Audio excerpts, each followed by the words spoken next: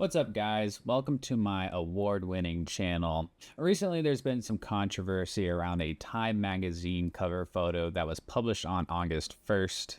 I'm honestly surprised Time magazine still even exists, but anyway. The photo shows what appears to be hungry Gazans holding out pots to receive food at a humanitarian site. But apparently there's some professional internet detectives out there that have claimed that this photo was staged and that people aren't actually hungry and desperately waiting for food. Even the very stupid billionaire Bill Ackman posted on X expressing his skepticism about the authenticity of the photo. He later deleted the post while still questioning the evidence, disproving that it was fake. He also cited Gazawood as a reliable source, which, as I've shown in previous videos, is just an Israeli-backed psyop. But Bill, why do you keep embarrassing yourself on X? Why do you spend so much time on this platform? Shouldn't you be buying frozen concentrated orange juice futures or whatever it is the fuck you do? Anyway, let's look at the supposed evidence that this photo was staged. According to Eyal Yacobi, this German article proves that this was all faked because, as you can see, there's no food and the photographer is being very deliberate in getting his angle. Well, I clicked on that article, and what's weird is that the Time magazine cover was never mentioned. It turns out that the photographer that was mentioned in the Bild article, who was at the aid site, was not the photographer who took the Time cover photo, which is kind of weird.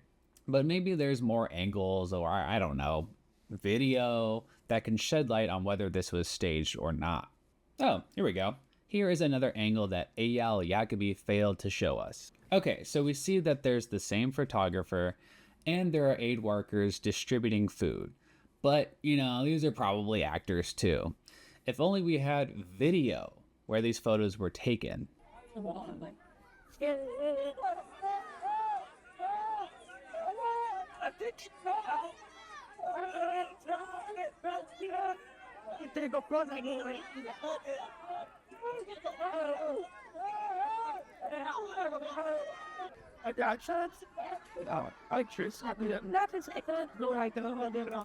Also, what's kind of funny is that the article Yacobi provides as proof of fakery says that the Gaza photographer stages the real suffering of the Palestinians to benefit Hamas propaganda.